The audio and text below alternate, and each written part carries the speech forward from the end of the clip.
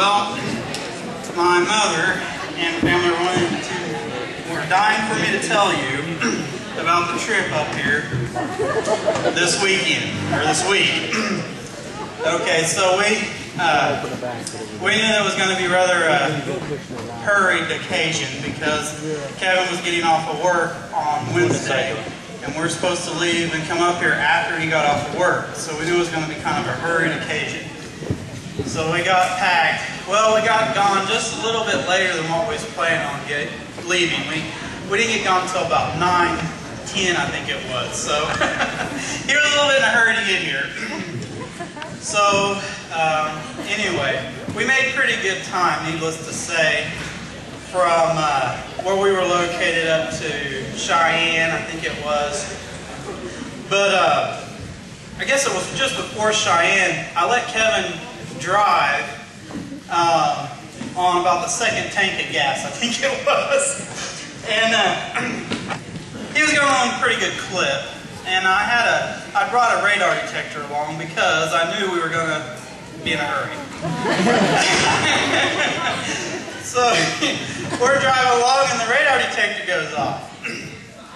And the way it worked, I said, I think he's in front of you, Kevin. And he said, oh, I don't know. And so he slowed down a little bit, but then he speeded back up.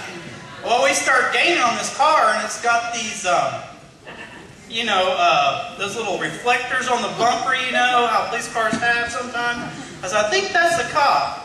Oh, okay. So he keeps going, we keep gaining on the guy. And so, and my buzzbuster's going off. So he gets up right up to the cop and he slams on his brakes and gets behind you. And so then he's like, he's only going 65. So he pulls back over in the fast lane. And we get up beside the cop and look around. And the cop pulls over to the shoulder, so we pass him on up. Of course, he turns his lights on and pulls us over. And of course, Mom, they were asleep in the back seat, so they're all waking up. Oh, what's going on? What's going on? Trying to get out, you know. And the cop goes walking up, and he says, he tells him, he said, well, he said, you know, he said, I think you were speeding back there. He said, when someone comes up behind me like that and slams on their brakes, he said, I got a pretty good idea they're speeding. He said, you know, if you would have been going 75, you probably wouldn't have done that. He said, I think you're probably going like 81 mile an hour.